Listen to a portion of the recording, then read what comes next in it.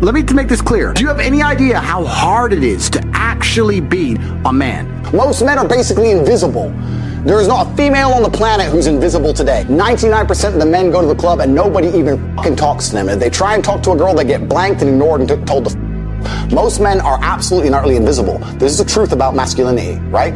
It's very easy for women to sit here and complain about the top 2% of men because I dealt with this guy, he's arrogant, blah, blah, blah, blah. Most men don't even exist. They send 10,000 DMs and never even get read, let alone replied to. So if you just sit here and say, I'll get a G, a big G, a boss, a millionaire, and let him have a day off, very nice of you. I'm sure you would. Yeah. But if a guy who wanted to have days off all the time, he never would have got important enough in the first place to attract a woman like you. And that is the reality. As a man, it's player versus player.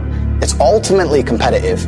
And as a man, you have to outcompete the other men who are prepared to get up and do it anyway. That's how it works. There's no such thing as saying, I'm sad, I need 2 weeks off. Not as a man if you want to be important. Maybe as a chick, you can always put more foundation on and be hot again. Great. Not as a man. If you want to be important as a man, you have shit to do. You have duties.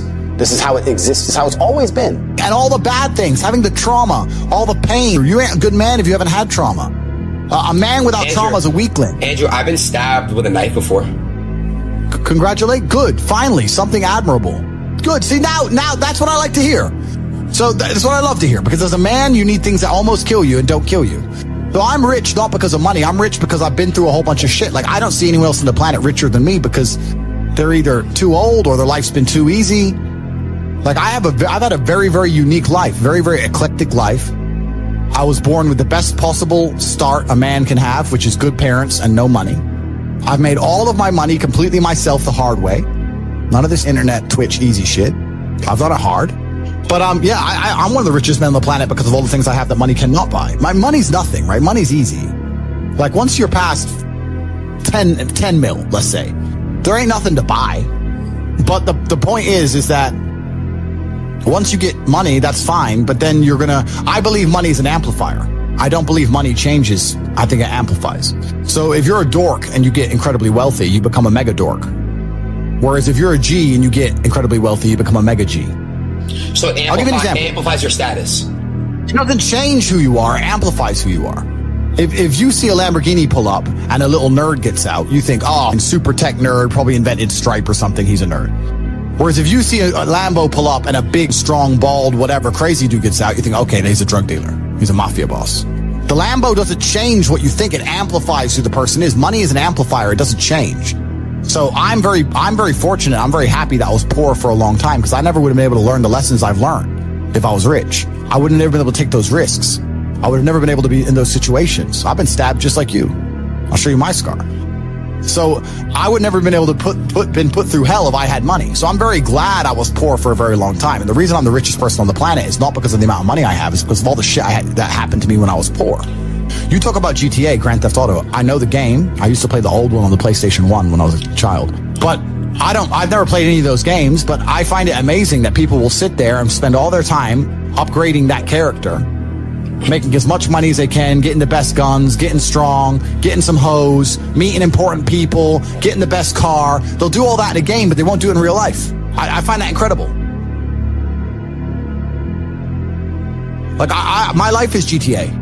I don't need to play a game for GTA. If I want a gun, I'll fucking buy it. If I want a car, I'll fucking buy it. I want a bitch, I'll get her. It's me. I am GTA. I don't see why people play the games. They play the games because they're scared of loss. Because if you die in the game, you get another chance. If you lose in the game, you get another chance. In life, you get one shot. Damn, But if you get some balls, that's what life is as a game. That's what life is as a man. This is one big video game. You get to upgrade your character. You're not born with any value. As a man, if you don't make yourself valuable, you have no value. You have to get up and do it.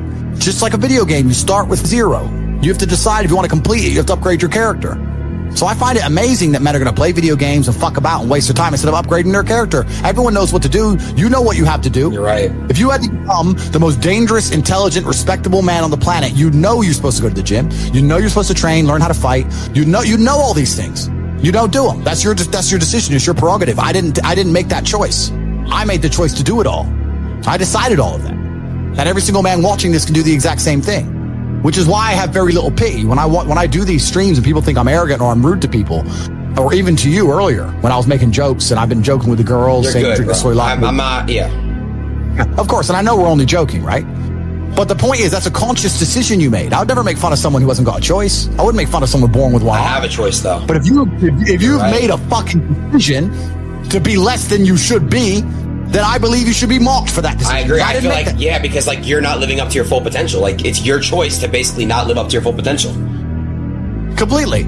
And me as a man, when I put myself through hell, when I have had such exacting, such stringent standards for myself, why would I then have less exacting, stringent standards on the people I meet? Damn. Why would I put myself through hell to be me and then meet someone who didn't put themselves through hell and then treat them like my equal? I suffered when you didn't. So you're not my equal because you decided not to suffer. You have enjoyed comfort when I haven't, and that's fine, but don't expect me to look at you as my equal because you're not. I'll snap your neck. That's the world. We're living inside of a video game. Because in a video game, you're going to go through trial and tribulation. You're going to struggle to upgrade your character. And the reason you upgrade your character is when you get more stats, you can complete more difficult levels within the game. Life is exactly the same. The levels never end, but as you become better, you stand a better chance of completing. So as you upgrade your character, you get further and further in the game, but the game never ends. That's the beauty of being a man. All these men are out here complaining that things are difficult. The reason it has value is because it's difficult. If it was easy, everyone would have it and it wouldn't have any value. Complain that it's hard to get a Lambo. The reason having a Lambo is cool is because nobody has a Lambo. How are you going to complain that it's hard to be the man, but then also understand that being the man has value? They are linked. You cannot separate the two. It's a logic fail. If you love the fact, if you love the idea of being that character you dream of yourself to be, then you should love the fact it's hard to become that man. Because it means no one else can do it. There's no light without dark. You will not appreciate your six-pack unless you didn't have one and you had to earn it.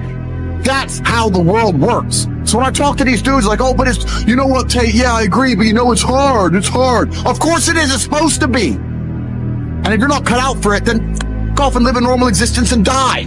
Sit there, letting other men enjoy the spoils of being a man and die. If that's what you want to do, is just sit there and exist and then be fade into history unremembered. That's your decision. If you want to level up your character, then you need to get out here and do it. You need to get your network together, humble yourself, stop sitting there with an ego, realize you ain't you're nothing but lucky.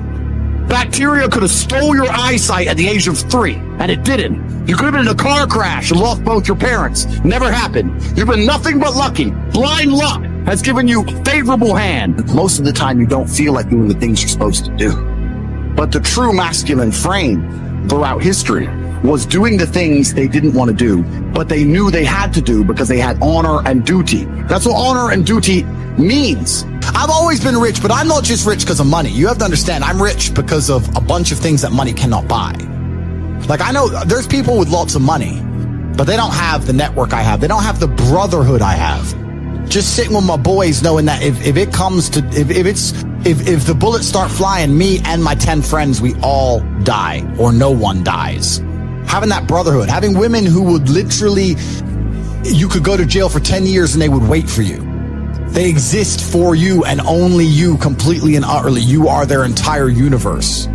I've got every single gift that God can give, plus all the gifts you can make yourself. And I state that without arrogance. I don't mean to be arrogant, but I am a realist. And as a realist, it would be absolutely unprofessional for me to sit here and pretend I'm not an exceptional human being. Because I am. And a lot of those things I did myself.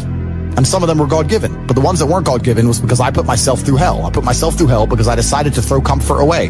For 10 years of my life, I was never comfortable. Men are not supposed to be comfortable. Yeah, that's what I'm trying to say, yeah. You're sitting here on Twitch. You're comfortable, right? I am. If you were born 100 years ago and it was the 1920s, you'd be in some ditch in northern France, living in the mud, hoping not to get killed by a random sniper. Then you'd come home and hope your wife hasn't been bombed. Yo! You understand? That's the world. The world has become exceptionally easy for a lot of men. It used to be a different place. Most men were cannon fodder. Most of us would have ended up in wars, dying. Now we don't have to do that. So because we don't have to do that, men think it's okay to just become comfortable now. You're not supposed to be comfortable. You were never evolved to be comfortable. You're supposed to be uncomfortable. And if you make yourself uncomfortable constructively, it's very easy to be anything you want. I was 21 years of age. This is not long ago. 21 years of age. Yesterday was my birthday. And me and Andrew, what did we eat on my birthday?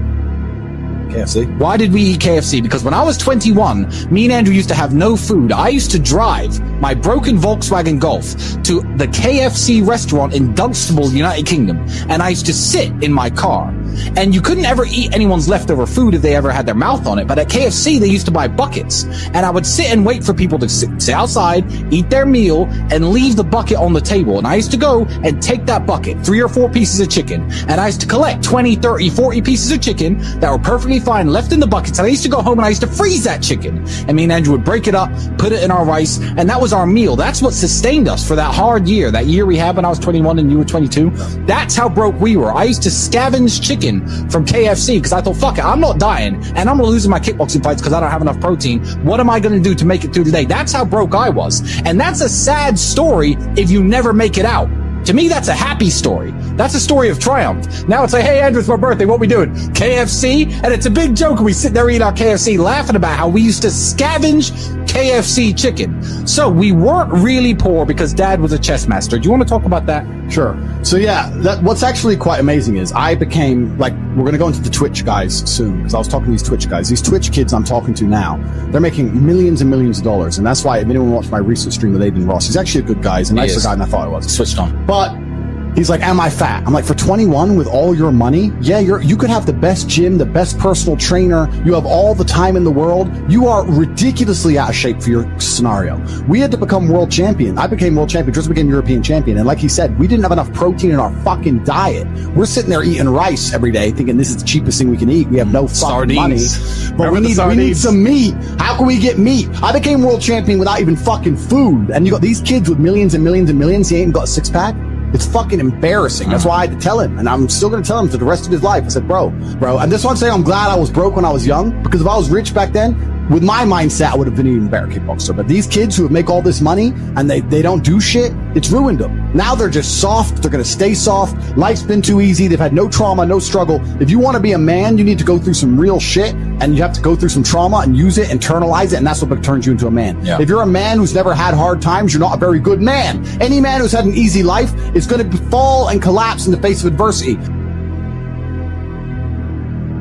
Before the internet, did you ever know a 20-year-old self-made millionaire? No. These kids aren't supposed to have this much money. They're dumbasses. They're children. Before the internet, the idea that you could become a self-made millionaire at 21 was absolutely impossible. No one would even take you seriously in a business meeting. It couldn't be done. But now it can be done. So you're giving all these kids money and clout and attention. What do you think they're doing with it? Dumb shit. Gambling, drugs, buying girls presents, hanging around with hoes, stupid shit. They're literally lost. Their souls are lost. Their hearts and minds are lost. They don't have any experience. What did we say earlier that money amplifies? We're amplifying children. What do you think they're going to do with it? Children shit. They're clowns, all of them. Every single person I've ever spoken to on Twitch, without exception, is a clown. None of them are serious people. They don't take themselves seriously. They don't take their income seriously. They're not even smart enough to sit and go, I'm making all this money at 21. Let me really buckle down for a few years and set myself up for life. No, they're too busy fucking, oops, I'm late. Oops, I was drunk yesterday. Cancel stream. Oops. They are children. Total dummies. All of them. Have you seen any of them adopt any of the advice or any of the teachings that you've provided?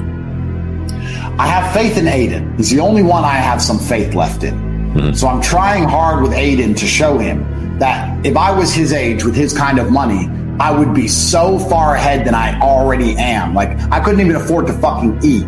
The guy should at least be in shape. Get a personal trainer and get a dietitian. You have all the money in the world. Why are you out of shape? It's ridiculous. I'm trying to instill something in him, because if I can make him transform his life because of his popularity, it will genuinely inspire millions of children. So I am trying, and I am trying with a philanthropic goal, with a good heart. I have some faith in Aiden, but the rest of them are completely lost. Young people, a lot of men say to me, especially, like, what's fun? And I'm saying, doing what you're supposed to do and fulfilling your duty and being proud of yourself is fun.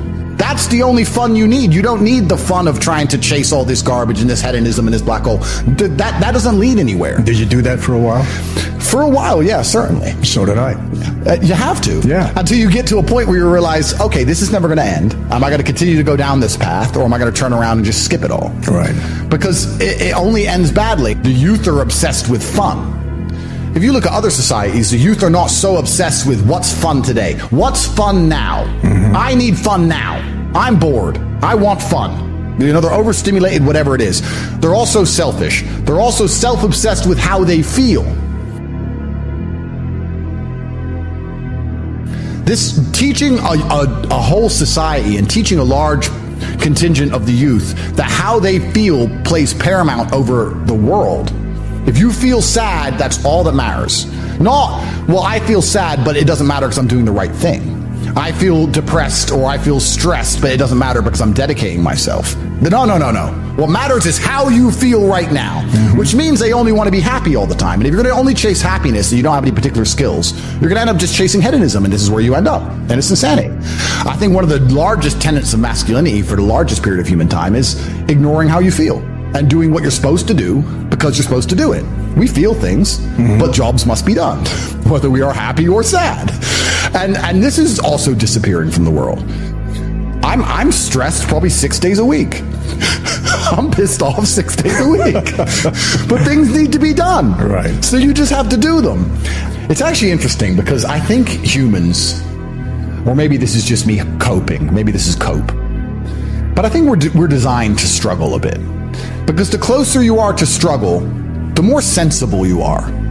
And gender roles all fix themselves in struggle, right? If you have 10 men and 10 women and they crash on a deserted island, the men do the man stuff, the women do the woman stuff. There's no discussion about gender roles because you're going to die. Right. So the men have to go hunting, the women are going to try and sew a blanket, whatever, because we're going to die now. Right. So we don't have time to talk about whose job's what. Right.